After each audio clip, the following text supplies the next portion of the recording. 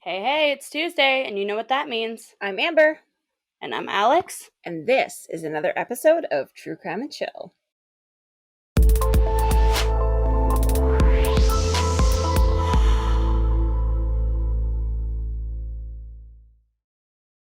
Okay, chillers, I hope you're having an awesome Tuesday. I know I am, because I work at a bakery and I'm going to be getting fat on cupcakes. But before we get started, I just want to give a huge shout out to all of our listeners. We have hit almost 1,500 downloads in just the past 30 days alone, and almost 22,000 downloads of all time. That's 22,000 downloads over the course of a year. That's a lot. And that's not even including how many of you listen to us on YouTube or follow us on all of our social media platforms, or how many downloads that are even like considered that Buzzsprout probably isn't considering. Like that's a lot. And honestly, I am so happy. So thank you. Y'all are amazing. We love you so much. Also, if you pay attention to our socials over the next few weeks, you're going to see them kind of disappear. We are not down. We will be, I am currently going through and kind of creating things a little bit more aesthetically pleasing to the eye. And so I'll be basically re-uploading old cases on like our Instagram and our Twitter and stuff like that for the next few weeks or so. So if you see that, we didn't disappear or anything. I'm just making some changes. We have currently 338 subscribers on YouTube. And just in the last month, we've had 13 new subscribers. So Yeah.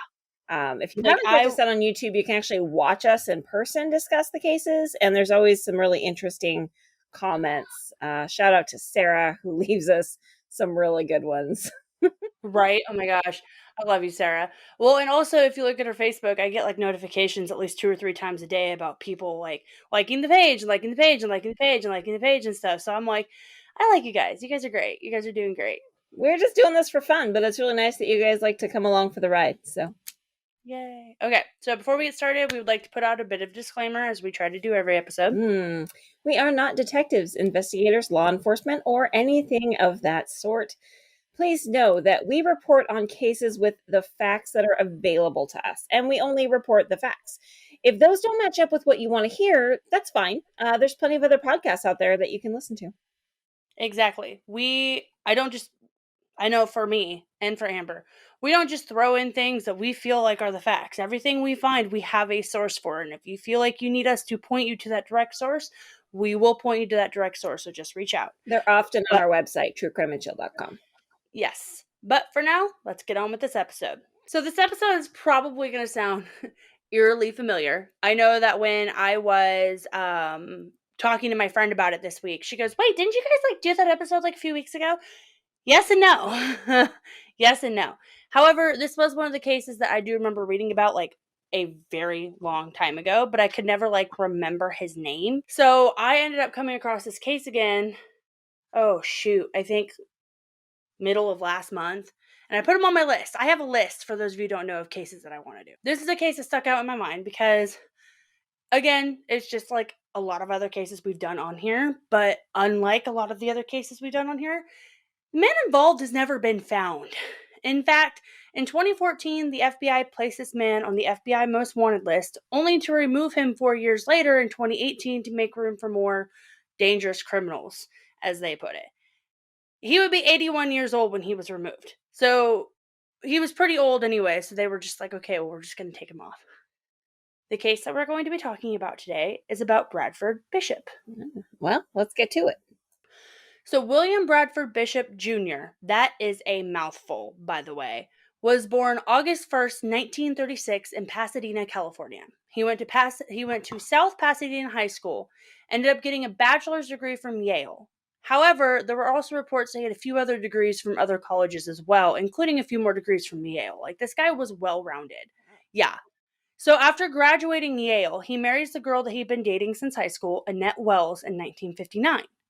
He and Annette then go on to have 3 sons, and he ends up joining the military and working 4 years in counterintelligence. Now, from what I can get from the actual United States Army site, which is what he joined, as a counterintelligence special agent, you will conduct investigations, collect and process forensic and physical evidence to identify and detect foreign intelligence and international terrorist threats, and plan the appropriate countermeasures to neutralize them. That is a direct quote from that website. So it's like an investigator who then also takes the matters into their own hands. No. So, counterintelligence, from what I could get from my friends who are in the military, they basically, because I never had to deal with any of this stuff, they basically identify terroristic threats and come up with ways to neutralize them. So, like, if they see a terroristic threat, then they have to come up with a way to neutralize it, but without breaking rules, I guess.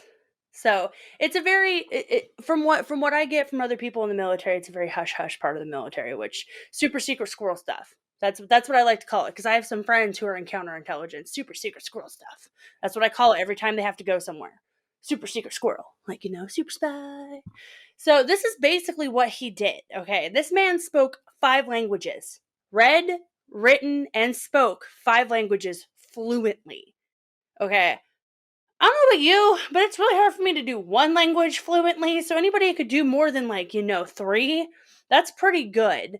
One of my friends actually knows Arabic fluently. Like her Facebook's all in her Facebook's all in Arabic. Like she can read it.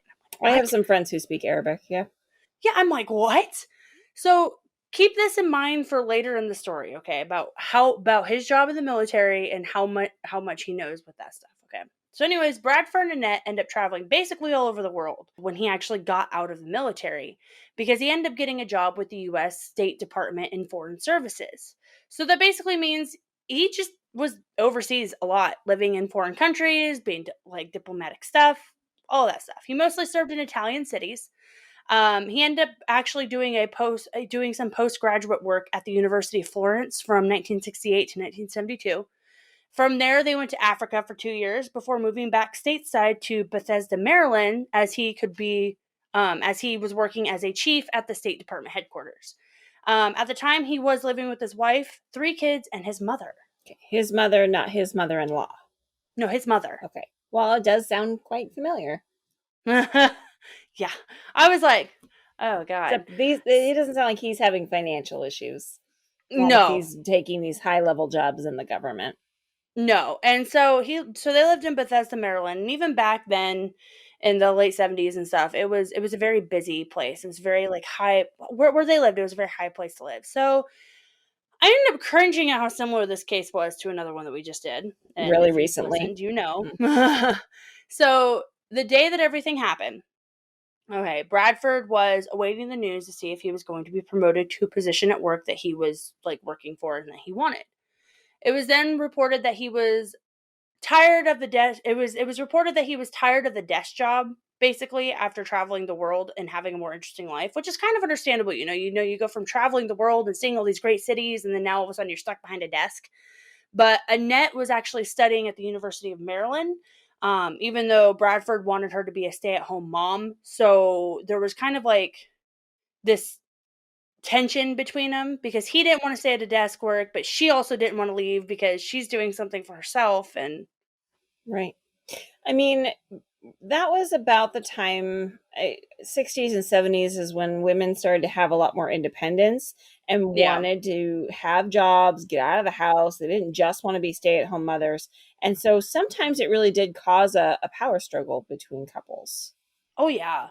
Oh yeah, because it was very much women are meant to be like at home, taking care of the kids and taking care of the house and making sure that the man always had a drink. And Annette was like, I want to go to school and I want to do this and I want to be this. So there were rumors that there were more financial issues that weren't on the surface, so those rumors were never really backed up. Like after everything went down later, the rumors that came out that said that the FBI was actually not the FBI, but the IRS was actually auditing Bradford, but the FBI was like, no, that's not true. So like people were like trying to come up with theories of why he would do something like this, which is what we're going to get into later.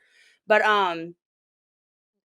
honestly, like there's no other rumors that were out there. There's really no other issues. Like other than the rumors that there were financial issues, there were really no other issues in this quote fairy tale romance, as people would call it, unquote, that the couple had. Like there was no infidelity issues, there was no financial issues. There was no like nothing. Like everybody was like, "Oh yeah, like the Bishops are great. They're awesome. They're friendly. They're like they love each other. Their kids are great." Like everybody never really had a bad word to say about any of them. Mm-hmm.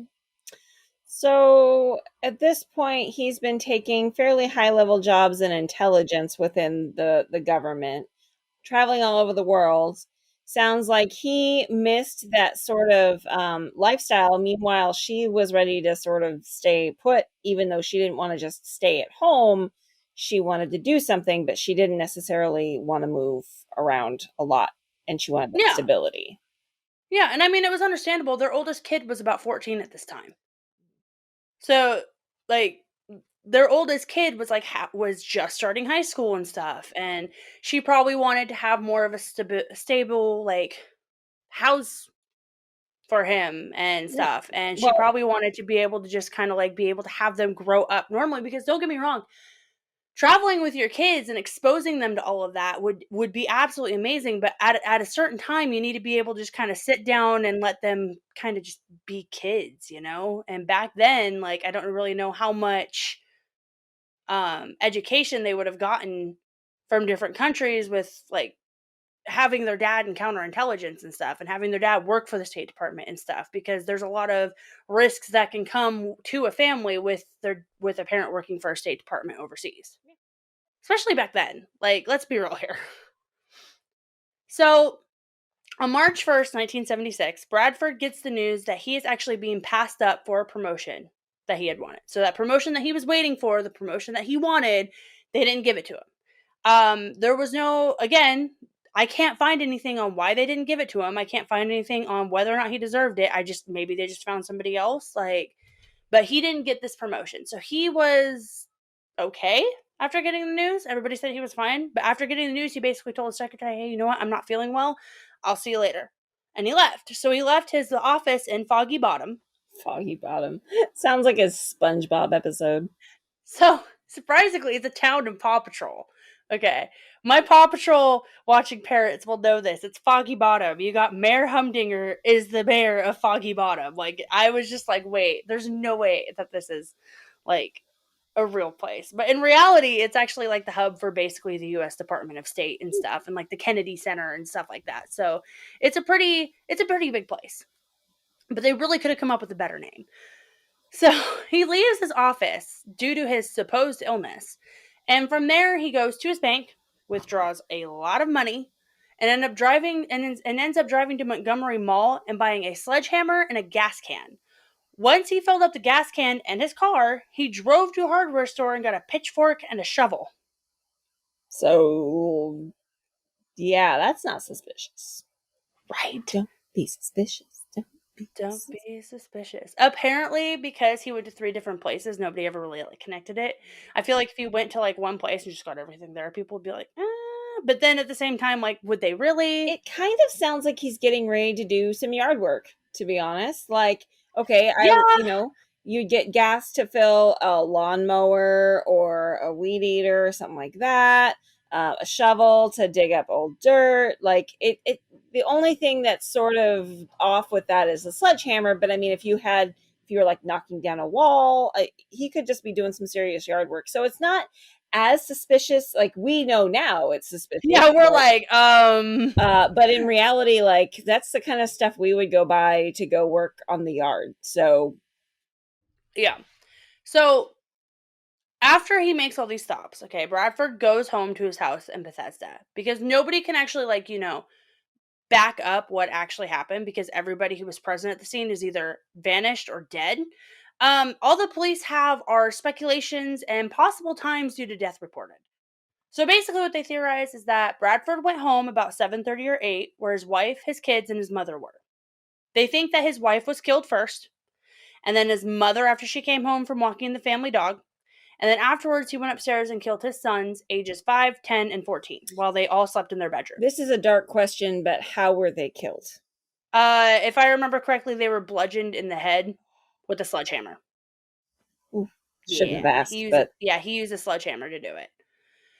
So from there, he wrapped his family up in tarps, put them in his car, and drove them over 200 miles to a swamp that was just outside of Columbia, North Carolina, dug a hole, burned their bodies inside with the gas can, the sledgehammer, the pitchfork, and the shovel.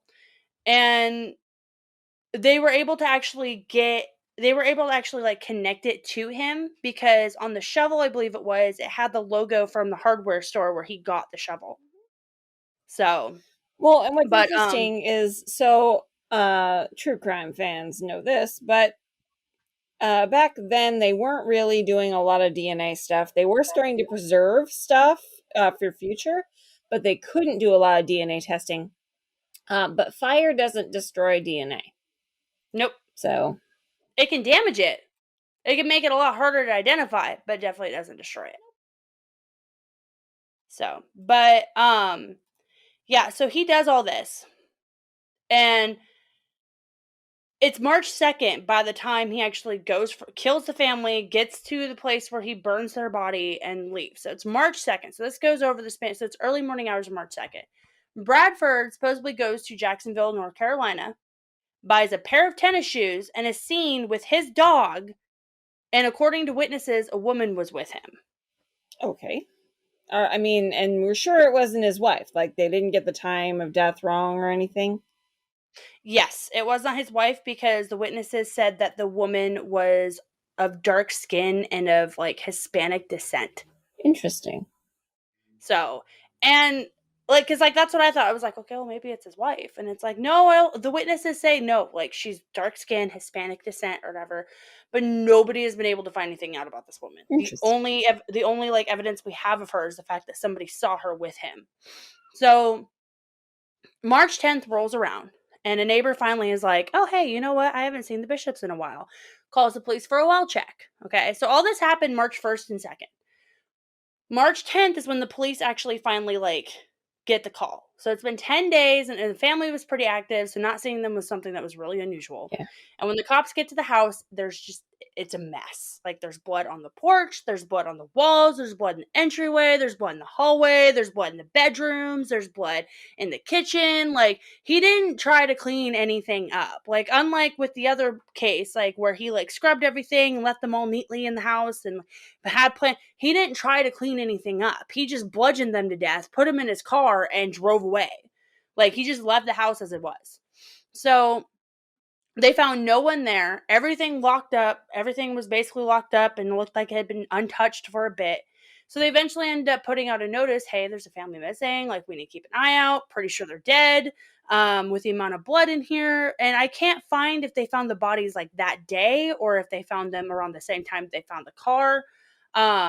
It was But 200 miles away. Like, how would they? yeah, but How would they I find don't it? know like when, like the day they found the bodies. All I could find was that they found the bodies and then they found the car. But I don't know if they found them around the same time frame. But when they did find the bodies, all the bodies had to be identified by dental records because they were burned so badly. And it's just the guy kills his entire family, loads his family up, puts a dog in the car, digs a ditch. They never found the dog's body. Digs a ditch, buries his family in it, sets them on fire, and then just drives away. Like, doesn't try to like clean up the mess, doesn't try to like it's like he knew he wouldn't get caught. Like that's the thing to me. Is like he knew it's like I feel like he was like so confident in himself that he wouldn't get caught. Like why clean up the mess? Why clean up the crime scene? I suppose. Like that's what it feels like to me. I'm sitting here going like did he know that like I don't know. It's insane. So March 18th, they found the car abandoned about 400 miles away from where the bodies were found. Okay. So the car was reported to police sitting in a campground in Elkmont, Tennessee, in the Great Smoky Mountains National Park. Now, this is a huge national park. Okay, the Great Smoky Mountains are a huge national park. That's a whole other story that we're going to get into because there's a lot of cases involved with the Great Smoky Mountains National Park, but we'll get to that later. So the car had a bloody blanket, which I'm assuming is from the family, dog biscuits, a shotgun, an axe, and a shaving kit with Bradford's medication, as well as a spare tire well being filled with blood. So, for those of you who don't know, the spare tire well is usually located in the in the trunk of a car. It's underneath, like, back then they didn't have like the carpet that went over it. They just had like something. But the spare tire well, like the family bled so much afterwards that the spare tire well was like filled with blood. That's gross. Right? Just out of curiosity, what kind of medications did he have? Getting there. Okay. So when they started putting out feelers, they found out that people had actually saw the car as early as March 5th and as late as March 7th, but no time before or after that. So sometime within those 2 days, that car was abandoned. Because of the location, the police think that Bradford had parked the car and joined the flow of hikers on the trail and just vanished. So the apple it's like Appalachian, or something. But the trail is huge. So for those of you who don't know how big this trail is, it spans like 14 states and is roughly about 2,000 miles. Like, it's a huge trail. And then that doesn't include all the mini trails that span off from it. So it's the biggest, it's the longest foot trail it's the longest foot trail that covers all 14 states in America. Okay. That doesn't count all the little mini trails, like I said, that just span off of it, because this guy could be anywhere. Well, right. Or I mean, he also could have walked back out to the road and hitchhiked. I'm having car trouble. It's if he just abandoned the car, there's no telling if he joined the flow if he joined the flow of hikers and then vanished that way. If he just walked back out on the road and Yeah. hitchhiked, there's so many different, like, he could have been like, oh, I just got done hiking the trail and I need a ride. Yeah. And honestly, like, nobody knows. Like, the police tried to follow his trail with bloodhounds, and they tried to go on the trail, they tried to go towards the road, they tried everything, but they end up losing his scent because of how massive the trail is. And how many hikers there probably have been. Mm-hmm. Exactly. And then they basically realized that Bradford was the culprit. I mean, they had been thinking it and everything, but once they found the car abandoned, the blood, all that stuff, they were like, yeah, this dude killed his family. And the next day, a grand jury ended up indicting Bradford on 5 counts of first-degree murder charges. I mean, so I know you said that there's no motive for doing this, and it doesn't appear to be there is, but did the police find anything when they started digging? Nope. So their financial issues weren't anything out of the ordinary. Like, seriously, like, they had financial issues, but like, they weren't out of the ordinary. Like, maybe they spent a little too much money here or there or something, or like, but they weren't anything out of the ordinary. It's not like they were going into debt. It's not like they were going to bankruptcy. It's not like they were dirt poor. It's not like their bank accounts were negative thousands or whatever. Nothing. And there were no issues with infidelity. There were no abuse charges. It was just like one day he just snapped.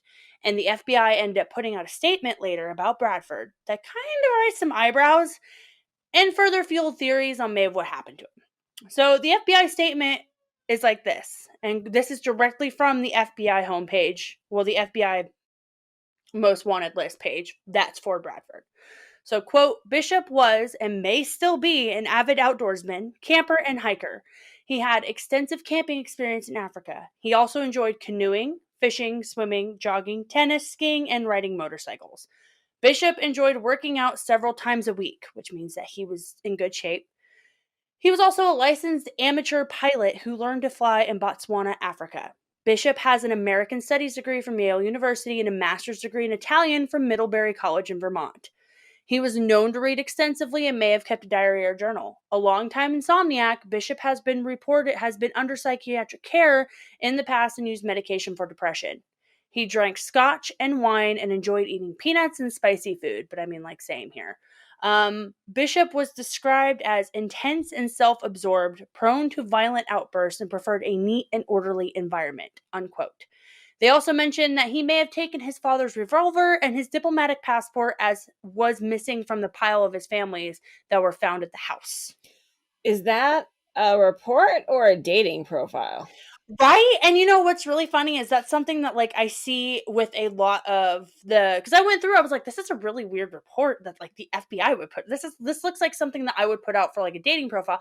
But then I went and I looked at other people on the wanted list for the FBI, and that's basically how they do it because these guys or women, I don't like, let's not exclude our girls here. These people, they need them to know, especially if they're in hiding, they tend not to stray from things that they like. Mhm. So if Bishop was in hiding, he could still like being an outdoorsman. He could still like being a hiker. He could still like fishing. He could still like spicy foods and scotch and stuff like that. Or like the fact that he has a pilot's license, the fact that he enjoyed working out. Like those are all details about him that people could put together and be like, wait, that sounds like my neighbor Tom from down the street and stuff. And but also the long time insomniac issue, the psychiatric care in the past, the medication for depression, the fact that he was described as intense and self-absorbed, prone to violent outbursts, and the fact that he wanted a neat and orderly environment. Like all of those are kind of like red flags right there of like why he may have snapped. And a lot of people put together that maybe that's why he was passed over for the promotion that he wanted, is because maybe his predecessors and his bosses saw something in him that he didn't want them to see, but they saw anyways. I mean, it could also just be that somebody more qualified got the job. Or maybe he's just crazy and they saw that. I mean, he is crazy. But I was just like, I was looking at this and I'm like, dude. And the fact that like his like diplomatic passport was missing was also a huge red flag, which is why everybody thinks that he's over like overseas and stuff. Because back then this was the 70s. He could literally just walk on a flight, buy a plane ticket and walk on a flight. We are living in after 9/11 where literally if your bra sets off the scanner, you're gonna get searched. Back then all he had to do was basically just buy a ticket, show his diplomatic passport to show that he could go, and he would go. And the thing is back then they didn't have the capabilities to track it like they do now. Like if I had a diplomatic passport and I went overseas, I would ping in a system. Back then, not so much. Well, no, they didn't have the internet. They didn't have Yeah. computers. They didn't So have he any of those easily could have things. just gone to It's an very different. airport and been like, "Hey," Flights were also a lot more expensive, but that's neither here nor but there. he had money. He had Yep, money. he It's did. not like he didn't have money. Yep. So, and that's the thing is he didn't take all of his money out of his bank account from what I've read. He just took a majority of it. So he took a good chunk. So even though Bradford has been supposedly spotted many times all across several European countries, this is also another reason. Only 3 have actually been credible to the FBI. And these are all quotes from the actual from like an actual article about it and everything. And so in July 1978, a Swedish woman who said that she had collaborated with Bishop while on a business trip in Ethiopia reported she had spotted him twice in a public park in Stockholm during the span of 1 week. She stated that she was absolutely certain that that man was Bishop. She did not contact the police at the time because she had not yet realized that he was wanted for murder in the US. So by the time she like hears the news, like the Bishop family's dead, Bradford is the one who did it, she goes, "Oh my God." She calls the police, but by then he's already gone. Another time was, quote, in January 1979, Bishop was reportedly seen by a former U.S. State Department colleague in a restroom in Sorrento, Italy. When the colleague greeted a bearded man eye to eye, asking him, "Hey, you're Brad Bishop, aren't you?" The man responding in a distinctly American accent says, "Oh no," and flees, unquote. That's not suspicious. Right? Like, oh no, like, flees. And I'm like, I'm sorry, but as soon as that happened, I would have been like, hey, just a question. Like, Don't be suspicious. don't be suspicious. So, in the last sighting of him was on September 19th, 1994. This was the most recent sighting of him. On a confirmed sighting by the FBI on a Basel train platform. A neighbor who had known Bishop and his family in Bethesda. Okay, so this is a neighbor who was with him in Bethesda, was on vacation, and reported that she had seen Bishop from a few feet away. The neighbor described Bishop as well groomed and said that he was getting into a car. It was also found out in March of this year that somebody did a DNA test and found out Bradford was actually her dad. Oh my God. Technology. Yeah. So this woman, okay, this woman named Kathy, she ends up doing a 23andMe test in 2017. Okay. She was adopted. And so she wanted to know who her mom and dad were, like who her biological parents were. So in 2017, she does a 23andMe test, which lines up about the time that everybody started doing these tests when they came out and everything. Right. Tore a lot of families apart because a lot of infidelity issues came out. So, and was connected to a cousin, I think it was on her biological mother's side. She knew that she had been adopted, like I said, and she wanted to find her parents. So she thought, hey, this is a great idea. So she finds out her mom's dead, unfortunately, but she found a cousin who helped her find out who her father was. Like, her cousin calls her and just goes, you know what? I'm just going to give you a name and I want you to Google it. She goes, oh, is it someone famous? And her cousin goes, not Infamous. exactly. And so Kathy like Googles William Bradford Bishop and goes, oh, he's famous because he killed his entire family. So she also finds out that she has 3 other half siblings on her mother's side. So her mother had 3 kids altogether. Okay, Kathy and 2 others. So not 3. Sorry. She also finds out that she had 2 other half siblings on her mother's side. So her mother had 3 kids altogether. She gave all of them up for adoption. And so now Kathy is 63 as of 2021. Okay. So, meaning Bradford had to have met her mother and got her mother pregnant when he was around 22, 23 in 1958 when Kathy was born. That was around the time that he was dating Annette because him and Annette ended up getting married a year later. So, again, this is the only other child that he had outside of Annette. And this just came to light in March of this year. Like, it was nuts. But could you imagine? Like, oh yeah, I'm adopted. Oh yeah, I'm gonna find my birth parents. Oh yeah, my mom's dead. That sucks. Well, let's try to find my dad. Oh, my dad is wanted, and he has been Been missing found. for killing his family. I mean, Like, that would be a really weird situation to find yourself in. well, and then she Knowing comes that, out with it. yeah, Like, she comes out. Well, like, I'm there's sorry, no but reason to not to. I wouldn't want that public knowledge because what if he's still out there? Like, what if he's still out? Like, maybe it's Well, just because I've seen too many true crime movies, but like, sure. I'm I like, mean, if he's still out there at this point, he's not going to risk come killing her. yeah, that's Plus, true. he's what, 81, 89. 89? Yeah. At 85. If he was still alive, he'd be 85. Yeah. I don't think he's gonna bother. I think he's just gonna be like, I'm just gonna let her assume I'm dead.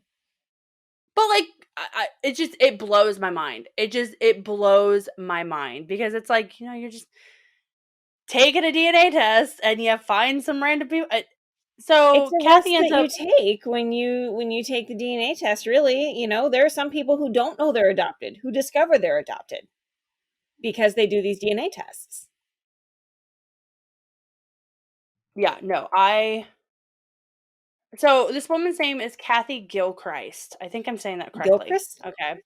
Gilchrist. Gillcrist. sounds like So Gilchrist. yeah, so this woman's name is Kathy Gilchrist, and she ended up writing a book as well about it. So she ends up writing a book. It's In My Genes, which I'm not sure like that's the title you want to go with, but I mean, I mean, as long as it depends on the book, I suppose. so I looked it up on Amazon, and if you get it on Kindle, it's free. If you get paperback, it's $12.99. And she published it last year, and it says like Norma and Jack Sidebottom were thrilled to adopt cheerful, chubby little Kathy Ann. They are modest, humble, dedicated parents, but little did they know they'd be raising a drama queen.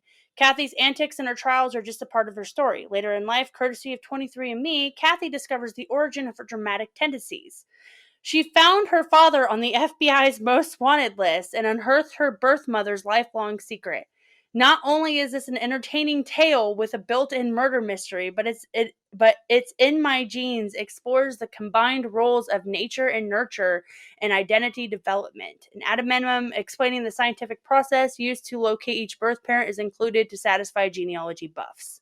So she actually puts in proof in there, like, yes, I'm not just saying this to get this out here. Like, I'm saying, like,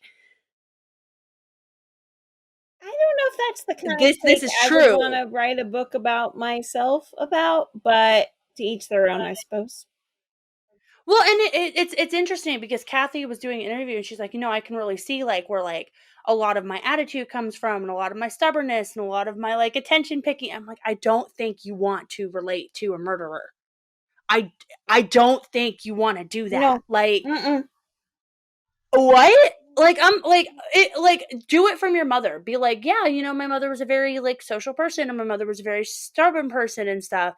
And I was like reading reviews on this, and everybody's like, this is a really good book, but it's like really like not empathetic towards the fact that she has murdered half siblings and like a murdered grandmother and all this other stuff. Like she really like saw the identity. Like one of them is like a quote. She saw the identity of her birth father as little more than a great story to tell at lunch and a way to gain personal attention. Her description of her birth father as famous turns the stomach a bit. This, along with her TV appearances, leads one to feel that she has used the murders for personal gain in a way to fulfill some odd need for recognition or fame, unquote. Which I read like a few pages of this today because like I have Curiosity. Kindle Unlimited, so I got it for free. So I read a few pages of it today, but I'm just saying like no. Like it is like it just swings back and forth. But if you want to read it, I'll put a link in the credits on our website truecrimeandchill.com. But if you want to read it, go for it. That's all you guys. So, as of today, July 27th, 2021, there have been no more sightings of Bradford, nor anyone that has died as a John Doe that matches what he would have looked like. Now, if Bradford is still alive, he would be 85 years old today. Though he has been taken off the 10 most wanted list, the FBI still considers this an active and open investigation. And if anyone knows anything, please contact your local FBI office or submit a tip online at tips.fbi.gov. Thank you for listening to True Crime and Chill. For more information, including case notes, photos, and sources, visit our website at truecrimeandchill.com. You can also stay connected with us on social media. You can find us on Facebook, Twitter, and YouTube. Look for new episodes from us each week on Tuesdays.